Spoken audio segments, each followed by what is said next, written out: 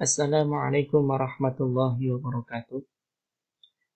Baik teman-teman sekalian, pada hari ini teman-teman akan praktikum pada topik ketiga, yaitu analisis data dengan metode rambat alat.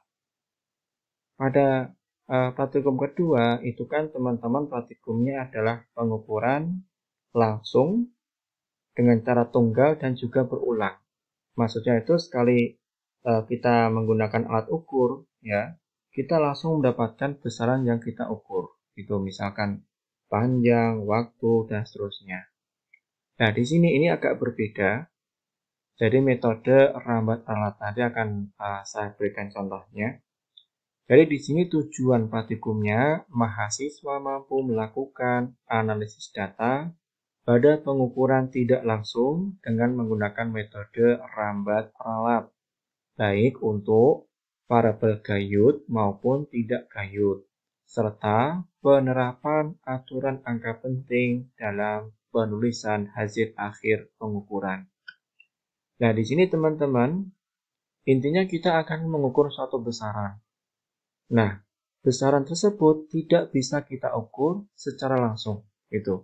Misalkan kita ingin mengukur massa jenis. Massa jenis itu kan Rho sama dengan M per V. Jadi massa jenis itu fungsi dari massa dan fungsi daripada volume.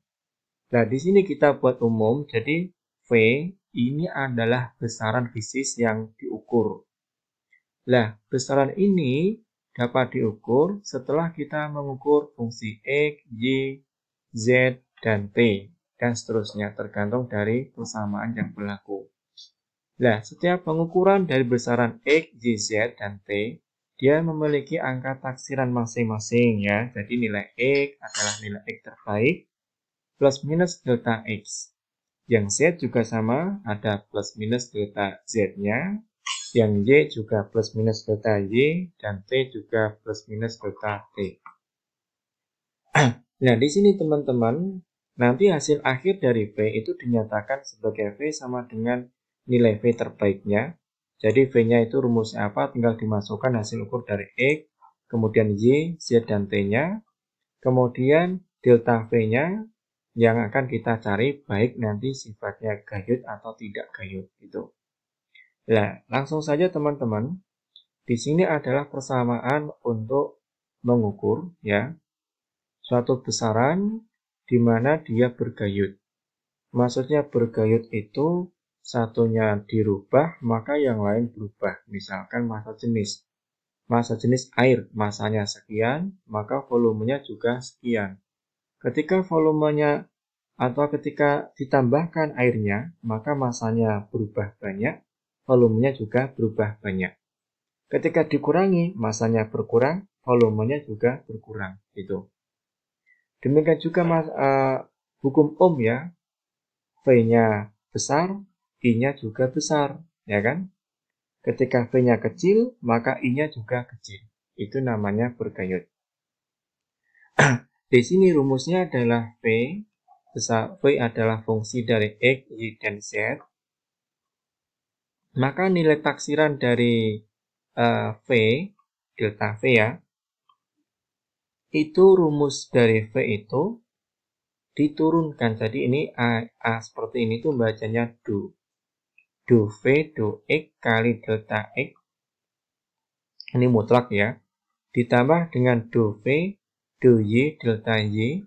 Plus do V per do Z dikali delta Z. Gitu.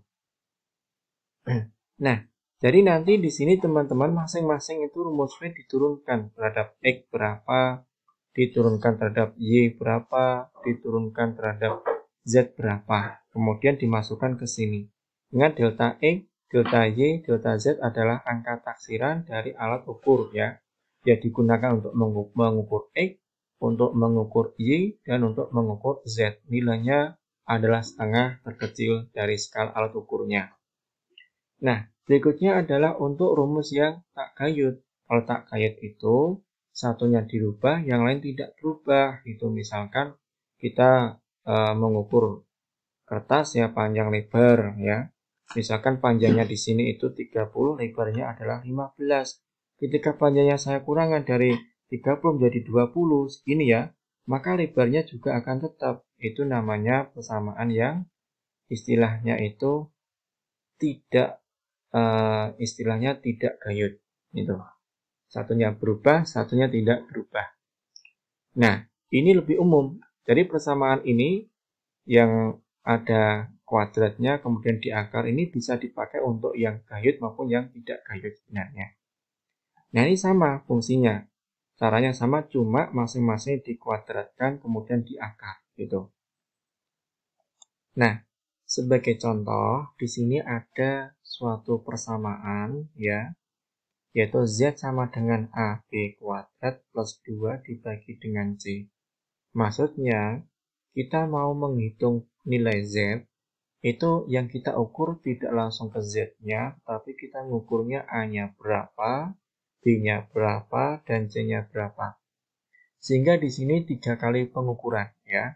Nilai yang mengukur A, mengukur B, dan mengukur nilai C-nya. Nah, ini bentuknya bisa kita rubah, yaitu AB kuadrat plus 2 kali C pangkat min 1. Ini kan bentuk matematis saja gitu. Nah, kita akan mengukur, jadi kalau nilai Z terbaiknya ya Z berarti A berapa, B berapa, C berapa dimasukkan. Tetapi kalau angka taksiran tergantung ya. Di sini kalau variabelnya tidak gayut, ya, ini digunakan persamaan yang berlaku umum, yaitu dikuadratkan kemudian diakar. Di sini ada 3 variabel A, B, C, maka nanti masing-masing itu diturunkan terhadap A, diturunkan terhadap B, dan diturunkan terhadap C. Contohnya di sini. Do Z per do A, maksudnya besaran Z ini didiferensialkan terhadap A. Yang di sini, yang B juga sama. Besaran ini AB kuadrat plus 2 per C diturunkan terhadap B. Yang C juga sama, nilai ini didiferensialkan atau diturunkan terhadap nilai terhadap C. Nah, di sini kita perhatikan ya, jadi kalau AB kuadrat plus 2 plus C, dibagi C, diturunkan terhadap A, ya. A ini kan A pangkat 1 ya, maka tinggal A pangkat 0 kan, angka satunya turun, jadi di sini tinggalnya B kuadrat plus 2 dibagi C, ini SMA ya. Ini kemudian B, yang sini, diturunkan terhadap B ini pangkat 2, B2-nya turun, jadi 2AB ya. Ini enggak ada, ini adalah konstanta, jadi ketika diturunkan nilainya adalah 0, sehingga di sini nilainya adalah 2AB dibagi dengan C, gitu. Kemudian yang satunya diturunkan terhadap C. Ya, di sini min 1, maka di sini min ya, min 1, kemudian C-nya jadi min 2. Ketika dirubah ke bawah, maka jadinya C kuadrat di sini. Ingat, ini adalah bentuknya nanti adalah mutlak ya. Ini kan di istilahnya min 1 dikuadratkan ya, maka jadi positif. Jadi nilai hasil akhirnya adalah delta Z B kuadrat plus 2 dibagi dengan C ya, dikuadratkan delta A kuadrat. 2AB per C kuadrat delta B kuadrat ditambah AB kuadrat plus 2 dibagi C kuadrat dikuadratkan. Ini kurang dikit, ini harusnya ditambah delta C kuadrat gitu. Nah, ini ya. Jadi tadi kurang delta C kuadrat. Jadi intinya besarannya di sini yang diukur apa, diturunkan terhadap apa yang diukur gitu. Nah, contoh berikutnya adalah ketika besarannya itu gayut. Satu dirubah, maka yang lain berubah gitu. Persis dengan yang tadi, cuma di sini kuadrat dan akar dihilangkan. Maka jadinya adalah seperti ini, ya. Jadi seperti ini tanpa ada kuadrat dan tanpa ada akarnya, gitu. Nah, sebenarnya ada juga fungsi lain ya teman-teman bisa mempelajari di bagian teori yang diambil oleh Bapak Joko, nanti silakan dipelajari. Tapi di sini untuk praktikum saya hanya menjelaskan secara teknis bagaimana gitu ya. Nah, baik, kita kembali pada panduan. Jadi alat dan bahan sebenarnya ini bebas ya. Yaitu terkait dengan percobaan baik fisika, kimia maupun biologi. Tetapi kalau teman-teman kesulitan, maka sudah saya siapkan datanya. Jadi yang diukur nanti ada besaran yang sifatnya gayut ya, dan juga besaran yang sifatnya tidak gayut gitu. Nah, di sini misalkan kesulitan, maka boleh teman-teman menggunakan data yang sudah disiapkan. Yaitu di sini ya, untuk pengukuran yang gayut, itu kan pengukuran lensa, ya. Lensa itu kan rumusnya 1/f sama dengan 1/SO plus per SI. Nanti rumus F-nya bagaimana? F-nya tentunya adalah SO plus SI dibagi SO plus SO kali SI dibagi SO plus SI gitu. Intinya F-nya berapa? Nah, di sini datanya sekian seperti ini ya. Nilai ketidakpastiannya untuk SO 0,05, ini juga 0,05 ya. Nanti F-nya dicari. Kemudian ini kan gayut, ini saya rubah jarak benda, maka jarak bayangan juga berubah. Ini maksudnya jarak bayangan ya. Bayangan. Itu. Kemudian yang pengukuran berulang ya, yang tak gayut ya. Di sini itu contohnya pengukuran volume, panjang, lebar, tinggi ya. Kemudian kubus, silinder, bulat, dan geruduk nanti dihitung ya. Volumenya berapa gitu. Kemudian nanti dituliskan kesimpulan hasil ukurnya seperti apa gitu. Jadi sangat sederhana. Jadi di sini teman-teman mendapatkan tugas yaitu menggunakan metode rambat falat untuk menentukan hasil pengukuran secara tidak langsung. Jadi nanti di sini hasil percobaan pertama, nanti F-nya berapa, plus minus delta F-nya berapa. Yang sini juga sama, hasil F-nya berapa, F-nya adalah dari penurunan 1/F sama dengan 1/SO plus 1/SI. Sehingga nanti ketika disamakan, maka 1/F sama dengan SI plus SO dibagi SO kali SI dibalik menjadi F sama dengan SO kali SI dibagi SO plus SI. Gitu. Tinggal diturunkan nanti, diturunkan terhadap SO dan juga diturunkan terhadap SI. Kenapa? Karena F-nya itu fungsi dari SO dan SI.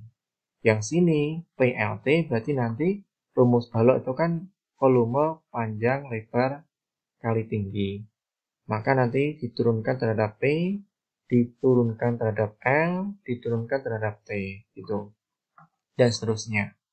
Baik, ini untuk kegiatan praktikum topik ketiga. Silakan didiskusikan, dikerjakan secara berkelompok, tetapi laporannya tetap individu. Gitu. Jadi nanti mungkin hasil analisis mahasiswa pertama atau anggota pertama mengerjakan yang pertama, kedua, ketiga, atau didiskusikan bersama tidak apa-apa gitu. Baik, sekian untuk panduan kuliah topik ketiga. Nanti ketika ada hal-hal yang belum jelas, silakan ditanyakan, boleh di screenshot, kemudian di share lewat grup WA. Sekian dari saya, mudah-mudahan menambah kejelasan untuk topik ketiga. Terima kasih dan wassalamualaikum warahmatullahi wabarakatuh.